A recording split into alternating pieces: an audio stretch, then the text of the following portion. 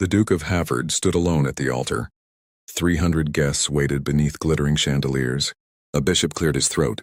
The orchestra held a trembling final note. But the bride never came. Whispers began like a ripple across silk gowns and polished boots. Where is Lady Genevieve? Surely she is delayed. Someone should send for her. Then a cry burst from the corridor. She's gone. The words struck the chapel like thunder. The doors at the back still swayed slightly, as though someone had fled only moments before. Christopher Hale, Duke of Hafford, did not move. Not when the bishop stammered. Not when the guests began murmuring in disbelief. Not even when the Earl of Ashbourne, Genevieve's father, turned pale with humiliation before half the aristocracy of London. Christopher simply stared at the empty doorway where his bride should have appeared. His face remained carved from marble, but his eyes, cold, pale as winter frost, betrayed something no one expected. Pain, a deep, quiet fracture in a man believed incapable of feeling anything at all. And somewhere beyond the chapel walls, Lady Genevieve Marlowe ran. She did not remember the road, only the sound of her own breath. The lace of her wedding gown dragged through mud and fallen leaves as she fled through the gardens behind the chapel. Her satin slippers vanished somewhere along the path.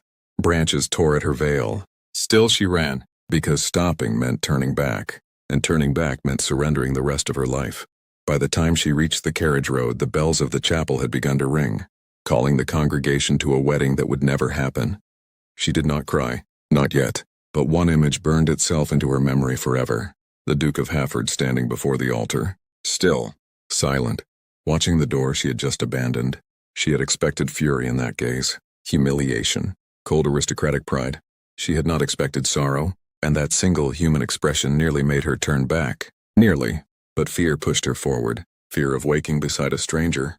Fear of smiling through a marriage arranged by two powerful families. Fear of slowly disappearing inside a life that belonged to everyone except her. So she chose ruin, and ruin followed her. 2 years later, Hampshire. The estate of her late Aunt Constance sat hidden among ancient oaks and misted fields. It was quiet here. No balls, no gossiping salons, no whispered scandal echoing through drawing rooms. Just the wind moving through the trees and the occasional creak of old wooden floors. Lady Genevieve Marlowe had become a ghost in the countryside. Society had not forgiven her. Victorian England did not forgive women who humiliated dukes. But here no one asked questions. The villagers knew only that a quiet young lady lived in the old estate. She read books, walked the gardens, and kept mostly to herself. On certain evenings she would sit beside the window as dusk settled over the hills, and sometimes, only sometimes, she touched the small gold ring, resting inside a velvet box. The wedding ring she had never worn, cold gold, a promise buried before it was ever spoken. She had convinced herself she had made the right choice. Freedom was worth the price, even if freedom came with loneliness, even if some nights felt unbearably quiet. Even if she sometimes remembered the Duke's eyes at the altar, and wondered what kind of man he truly was beneath all that iron restraint. But those thoughts belonged to another life, a life she had abandoned, or so she believed. One October evening, a carriage appeared at the iron gates. Genevieve noticed it from the garden path. The horses were tall, the carriage black and polished, and on its door gleamed a crest she knew far too well. Her heart stopped. The Hafford crest. Impossible. The carriage door opened. A tall man stepped down slowly onto the gravel. Even from across the garden she recognized him instantly. Christopher Hale, Duke of Hafford. He looked different, thinner, more tired. The proud, arrogant society feared still sharpened the line of his jaw, but something else lingered in his eyes now. Weariness, and something far more dangerous. Determination. Genevieve's pulse thundered as he crossed the garden. Dead leaves crunched beneath his boots. Every step felt like the approach of judgment itself. When he finally reached the door, he knocked once. Firm, measured, unavoidable. Her hands trembled as she opened it. For a moment, neither of them spoke. 2 years of silence stood between them like a wall. At last he removed his hat. Lady Genevieve, he said quietly. His voice was deeper than she remembered, roughened by time. I need to speak with you. Her instinct screamed to close the door, to protect the fragile life she had built from the past she had escaped. But something in his expression stopped her. Not anger, not pride. Something far more unsettling. Vulnerability. Every instinct told her that allowing him inside would change everything. And perhaps that was exactly why she stepped aside. You may come in, she said softly. But only for a few minutes. Christopher crossed the threshold slowly, as though entering a place sacred and dangerous. The small drawing room was modest. Faded rugs, Old furniture, a fire not yet lit, nothing like the opulent estates he commanded. Genevieve folded her arms near the hearth, armor for a battle she never wished to fight again. "Why are you here?" she asked. Christopher turned toward her. For a long moment he simply studied her face, as if confirming she was real. Then he spoke the words that shattered the fragile calm of the room. "I cannot live," he said quietly, "without knowing why you ran from me." And Genevieve felt the past rise like a storm she had never truly escaped. For 2 years, Christopher Hale had imagined this moment. He had imagined anger, cold explanations, perhaps even indifference. But he had not imagined silence. Genevieve stood beside the hearth as though bracing herself against a winter wind, her hands clasped so tightly the knuckles had turned pale. "I cannot tell you," she said quietly.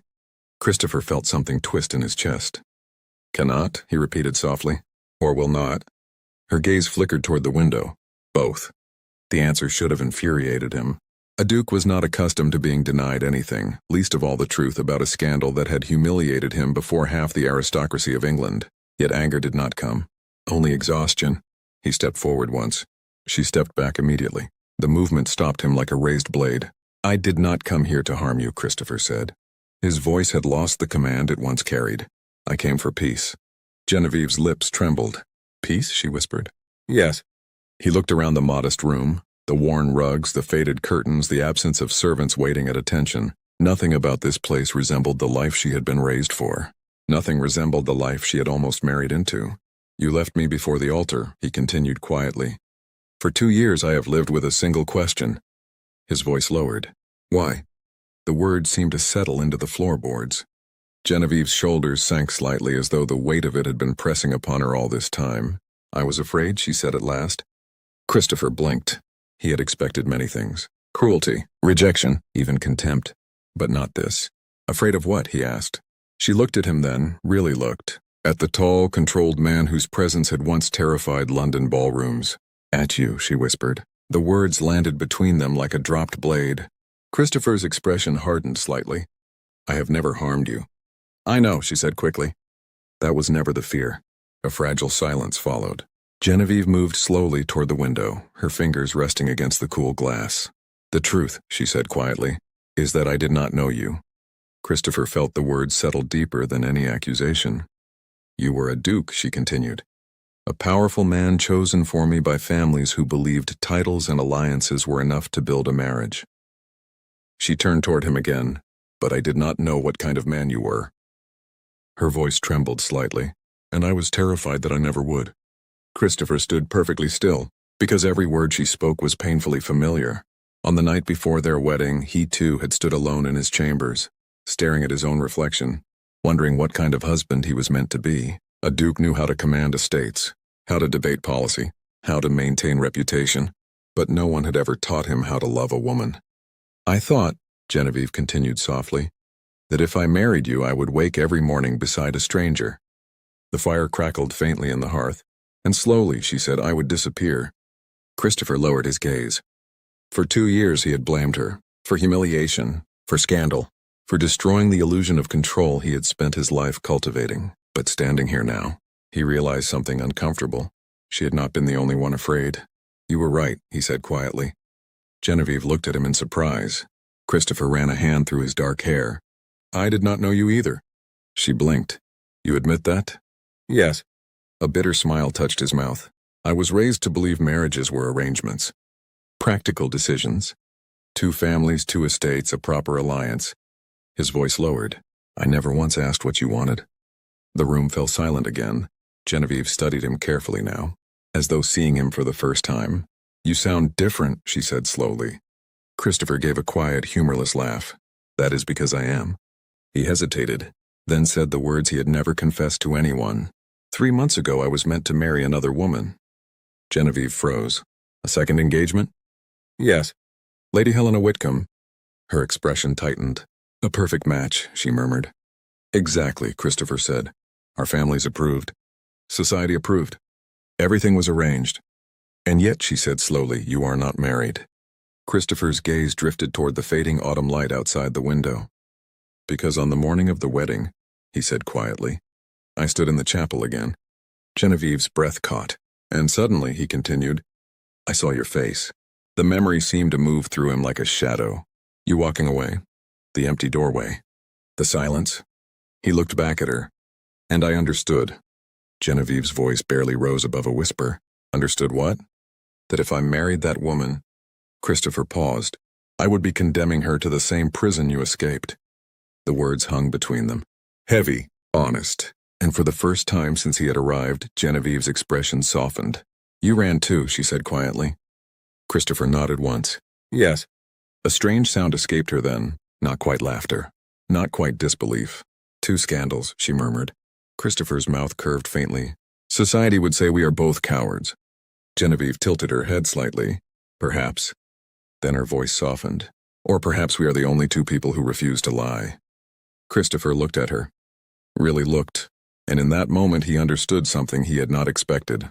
He had not come here seeking revenge or explanations. He had come because somewhere deep inside him, he had never stopped wondering about the woman who had been brave enough to walk away. Genevieve had not expected him to stay. After such a conversation, most men, especially dukes, would have left with stiff dignity and a cold farewell. Christopher did not. When dusk settled over the Hampshire hills and Mrs. Peaton brought tea with visible suspicion toward the unexpected guest, he remained quietly seated near the window.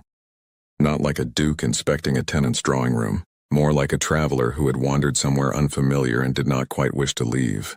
Genevieve poured the tea slowly. The porcelain cups clinked softly against their saucers, a strangely domestic sound. Thank you, Christopher said. The simple gratitude startled her more than any display of authority could have. She sat across from him, a careful distance. Outside, wind stirred the branches of the old oaks surrounding the estate. Inside, silence stretched between them. It was Christopher who broke it. Where are you staying? She asked. At the Thornley Inn, he replied. The one 3 miles down the road? Yes. Genevieve blinked. That place barely has 2 proper guest rooms. Christopher shrugged faintly. It is quiet. And no one bows when I enter. Something in his tone made her look at him more carefully. You find that comforting? I find it peaceful. For a moment, neither spoke. Genevieve understood that feeling more than she wished to admit. 2 years earlier, she had fled London precisely to escape the suffocating weight of expectation. Titles, reputation, judgment. Here she was simply Genevieve, not the scandalous bride who had abandoned a duke at the altar. How long will you remain? She asked quietly. Christopher hesitated. As long as you will allow it. Her fingers tightened around the teacup. That sounds dangerous. He smiled faintly. I thought you valued honesty. I do. But honesty can also be inconvenient. Christopher studied her expression. Careful, guarded, still ready to retreat at the slightest pressure. I will leave if you wish it, he said calmly. But I would prefer to stay. Genevieve's pulse quickened. The sensible choice would be to send him away immediately. His presence threatened the fragile peace she had spent 2 years building. Yet another voice inside her, quieter but persistent, whispered something else. Curiosity. She wanted to understand the man sitting across from her, not the Duke of Havard. But Christopher. Very well, she said at last. His eyebrows lifted slightly. You may stay. Under conditions. I expected nothing less. She placed her teacup carefully on the table. No titles, she said. No, Your Grace. No servants attending you here. Christopher leaned back slightly. And who will I be then? She held his gaze. Christopher. And you? Genevieve. He considered this for a moment, then slowly nodded. Agreed. Something shifted between them then. Not friendship, not forgiveness, but the beginning of something quieter, something far more uncertain. The next morning, the October sun rose pale over the Hampshire fields. Genevieve stepped into the garden expecting solitude. Instead, she found Christopher already there. He stood beside the tangled rose beds, sleeves rolled to his elbows, studying the wilderness of thorns with thoughtful concentration. You rise early, she observed. He turned. I always have. His eyes moved over the garden. Though I suspect the roses have not been tended in some time. They have not, she admitted. I lack a gardener. Christopher stepped closer to the nearest patch of brambles. It would be a shame to let them die. They are stubborn, she replied. They refuse to die. He smiled slightly. Then they deserve assistance. Before she could respond, he removed his coat and draped it over a low branch. What are you doing? She asked. Helping. You are a duke. And? Genevieve folded her arms. Dukes do not usually dig in the soil. Christopher picked up a rusted pair of shears resting near the garden wall. Perhaps they should. Then he knelt and began cutting away the dead branches. For a moment she simply stared. The image was so absurd that a laugh escaped her before she could stop it. Christopher glanced up. I assume that was ridicule. It was surprise. Fair. He returned to the roses. Genevieve hesitated, then slowly stepped beside him. Together they began clearing the tangled garden. At first they worked in silence. But gradually the quiet changed. It became easier, less guarded. Genevieve spoke about her late Aunt Constance, about the loneliness of the estate, about the nearby village where no one asked questions about her past. Christopher listened, truly listened. He did not interrupt, did not judge, simply absorbed every word as though it mattered. Eventually she asked softly, "And you?" He paused, hands resting on the rake. "What about me? What did you do these past 2 years?" Christopher looked down at the earth beneath his boots. "I survived," he said. "I managed estates, attended parliament, fulfilled every obligation expected of a duke." His voice lowered slightly, but inside, he exhaled slowly. I felt frozen. Genevieve's chest tightened. "So did I," she admitted. They looked at each other then, two people who had lived the same silent exile in different worlds. Christopher gave a faint smile. "Perhaps we can help each other thaw." Genevieve did not answer, but as she knelt beside him in the soft October sunlight, something inside her shifted. For the first time in 2 years, she did not feel entirely alone, and that realization frightened her more than anything. Christopher had intended to remain only a few days, a week at most. Yet time at the Hampshire estate moved strangely. Mornings passed in the garden where stubborn roses slowly returned to life beneath careful hands. Afternoons were spent in the small drawing room where Genevieve read beside the window while he wrote letters he never quite finished. Evenings brought tea, quiet conversation, and sometimes nothing but the comforting presence of another soul in the room. It was a life Christopher had never known. There were no rigid expectations, no council meetings, no endless parade of aristocratic obligations, only silence, honest and gentle. For the first time since childhood he felt something dangerously close to peace. But peace had a way of loosening guarded thoughts. And one afternoon, while Genevieve sat reading near the fire, a question slipped from him before he could stop it. "Do you regret it?" She looked up slowly. "Regret what?" Christopher leaned against the mantel. "Running away." The room fell very still. Genevieve closed the book in her lap, her fingers lingering on its worn leather cover. Outside, wind stirred the branches of the old oaks. Inside, the question waited. "Every day," she said softly. Christopher felt a strange tightening in his chest, and not a single one. He frowned slightly. "That sounds contradictory." "It is," she admitted. She rose and walked toward the window, staring out over the quiet garden they had slowly begun to restore. "I regret the scandal," she said. "The humiliation it caused you. My father's anger. My mother's disappointment." Her voice lowered, "And the way I left without a word." Christopher said nothing, because those wounds were real. But then she turned toward him, her gaze steady now. "But I do not regret choosing truth." The words landed with quiet force. "If I had married you," she continued gently, "something inside me would have died." Christopher felt the truth of it like a blow. He had imagined her life as his duchess many times. Graceful, elegant, perfectly composed beside him at endless dinners and social events. He had never imagined the cost of that image. "You would not have died," he said quietly. Genevieve gave a sad smile. "Perhaps not in body, but in spirit." Her eyes met his, "And you would never have noticed." Christopher lowered his gaze, because he knew she was right. At 28, he had been a man trained for command, not understanding. He would have mistaken obedience for happiness, and silence for peace. "I would have erased you," he admitted quietly. Genevieve shook her head gently, not intentionally. "But yes." The words hung between them. Heavy, honest. Christopher turned toward the window, needing a moment to breathe. Outside, the garden showed the first fragile signs of life. Green shoots pushing through soil that had once been neglected. "Genevieve," he said slowly, "what if we began again?" The silence behind him was immediate and absolute. He turned. She had gone pale. "What do you mean?" she asked. Christopher ran a hand through his hair, frustrated with his own lack of clarity. "I mean, these past days. They have been different. Real." He took a slow step toward her. "For the first time in my life, I'm not performing for anyone. I am simply living." His voice lowered. "And I do not wish to lose that." Genevieve's breath trembled slightly. "Christopher, you make me feel alive," he said. The words escaped before he could stop them. Her reaction was immediate. She stepped back as though burned. You cannot say such things. Why not? Because they are not real. Christopher stared at her. They feel real to me. You have been here 1 week, she replied sharply. 1 week away from the world you belong to. Soon you will return to London. To Parliament. To your estates. To the life waiting for you. Her arms crossed tightly over her chest. And I will become nothing more than a pleasant memory. Christopher felt something stubborn rise inside him. That is not what I want. Genevieve shook her head. You do not know what you want. I know I do not want to leave you. Her eyes flashed. You are not in love with me. The statement landed like a verdict. You are in love with freedom. With the idea of escape.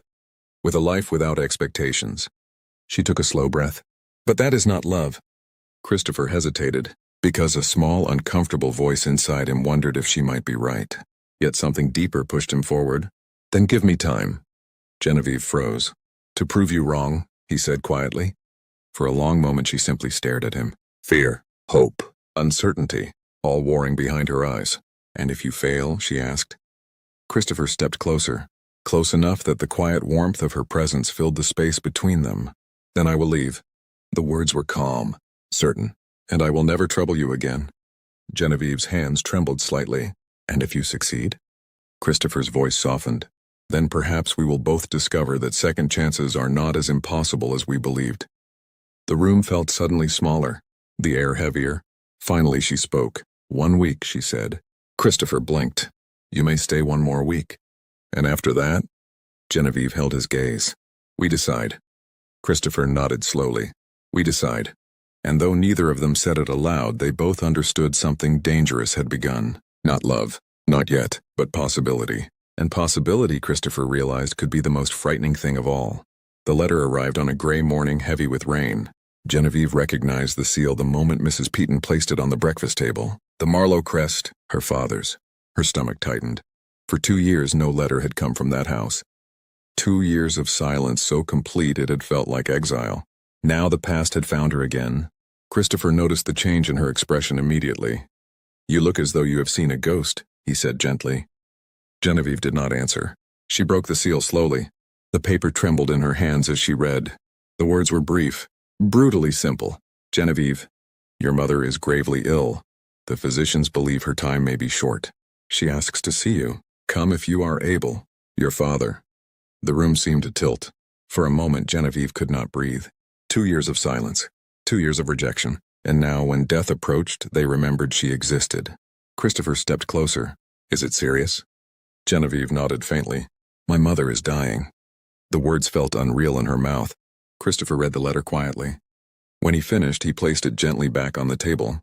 You must go, he said. Genevieve let out a shaky breath. I know.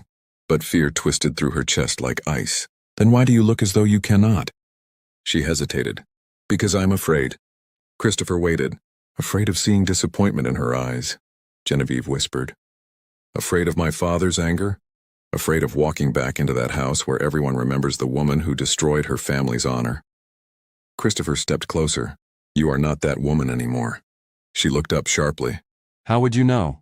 His answer came without hesitation. Because I have watched you these past weeks. His voice was steady. You are stronger than the girl who ran from that chapel. Genevieve's throat tightened. You make it sound simple. It is not simple, he said quietly. But it is necessary. She stared at the letter again. The ink had blurred slightly where a tear had fallen without her noticing. Come with me, she said suddenly. Christopher blinked. To your family's estate? Genevieve nodded. I do not think I can face them alone. The request surprised them both. For a moment, Christopher said nothing. He understood exactly what such a journey would mean. Her father would despise him. Society would whisper even louder. But none of that mattered. If you wish it, he said gently, I will come. Relief washed across her face. They left the next morning. The sky was heavy with rain as a modest hired carriage carried them north. The roads were muddy and slow. Inside the carriage, silence filled the small space between them. Genevieve watched the countryside blur past the window. With every mile, the past grew closer. Christopher studied her quietly. Do you regret asking me to come? He asked at last. She turned toward him. No. He nodded. Good. She hesitated. Do you regret agreeing? Christopher smiled faintly. Your father will likely attempt to throw me out of the house. That is very possible. And yet, he continued calmly, I find I do not particularly mind. Genevieve laughed softly. The sound surprised them both. By nightfall, the carriage rolled beneath the iron gates of the Marlowe estate.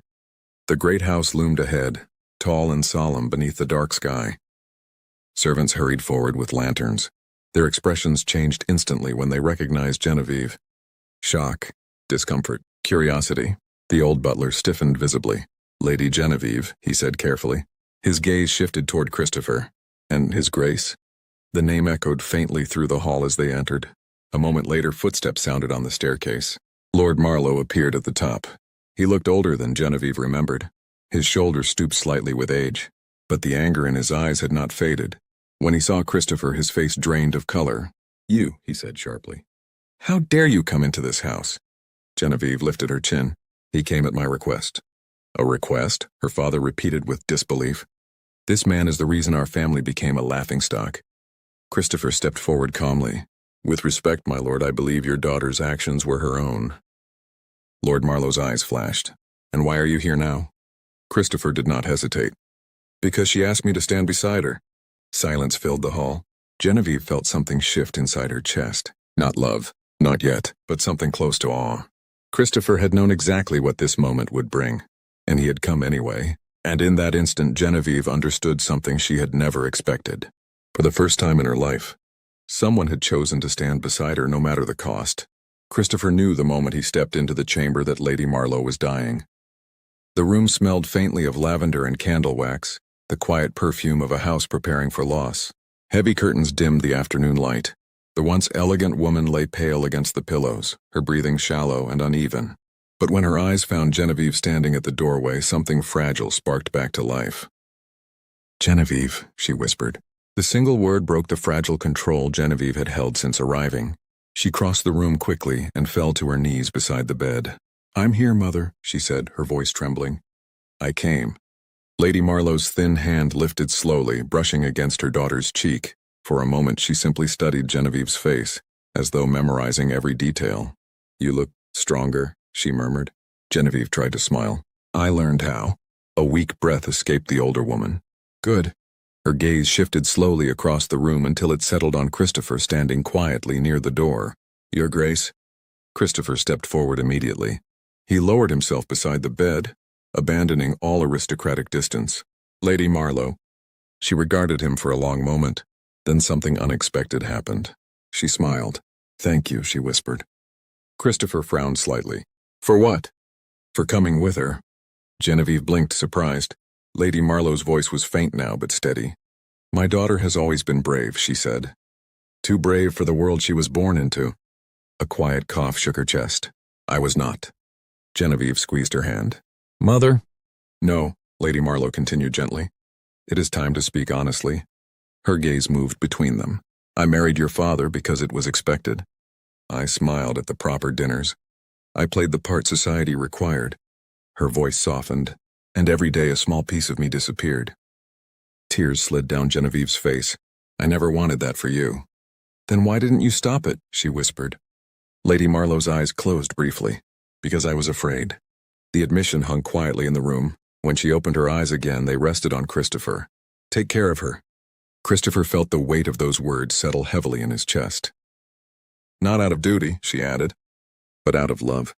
His throat tightened. I promise. The simple vow carried more sincerity than any oath he had ever spoken in Parliament. Lady Marlowe nodded faintly. Satisfied, within the hour her breathing slowed. Genevieve held her hand as the final breath slipped quietly into the stillness of the room. When it was over, she collapsed forward. Christopher caught her immediately, holding her as silent sobs shook her shoulders. He did not speak. There were no words for grief, so he simply remained beside her. The days that followed blurred together. Black mourning ribbons appeared on the doors. Servants moved quietly through dim corridors. Visitors arrived with polite condolences and carefully measured sympathy. Genevieve drifted through it all like a shadow. Christopher stayed close, never demanding attention, never leaving her alone. On the final evening before they returned to Hampshire, Genevieve slipped into the garden behind the estate. Christopher followed a few minutes later. She stood beside the rose bushes her mother had planted years before. Autumn had stripped them bare. She was never happy, Genevieve said softly. Christopher stepped beside her. She told me. Genevieve wrapped her arms around herself. She lived exactly the life society demanded. And in the end, she regretted it. Christopher studied the dark garden. Then perhaps she gave you something important. Genevieve looked up. What? Permission. She frowned slightly. To live differently. The words lingered between them. What if I fail? She whispered. What if courage is not enough? Christopher turned toward her. He lifted his hands gently, cupping her face. The gesture was intimate, unplanned. If you fail, he said quietly, then at least you will have truly lived. His voice softened. There is no greater tragedy than a life spent pretending. Genevieve stared at him. Grief still shimmered in her eyes, but beneath it something else had begun to grow. Trust. Thank you, she whispered, for being here. Christopher drew her carefully into his arms. For the first time she did not resist. I will not leave you, he said softly. And as Genevieve leaned into his embrace beneath the cold autumn sky, something shifted between them. Not yet, love. But the unmistakable beginning of it. Hampshire felt quieter when they returned. Perhaps because grief still lingered inside Genevieve like an echo, or perhaps because everything between her and Christopher had changed. The house felt different.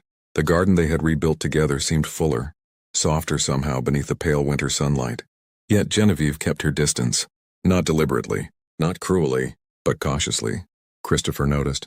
Of course he did. He had learned to read the smallest shifts in her silence. So he waited. Days passed. Then one morning Genevieve finally stepped into the garden again. Christopher was already there, turning the soil near the rose beds they had once rescued together.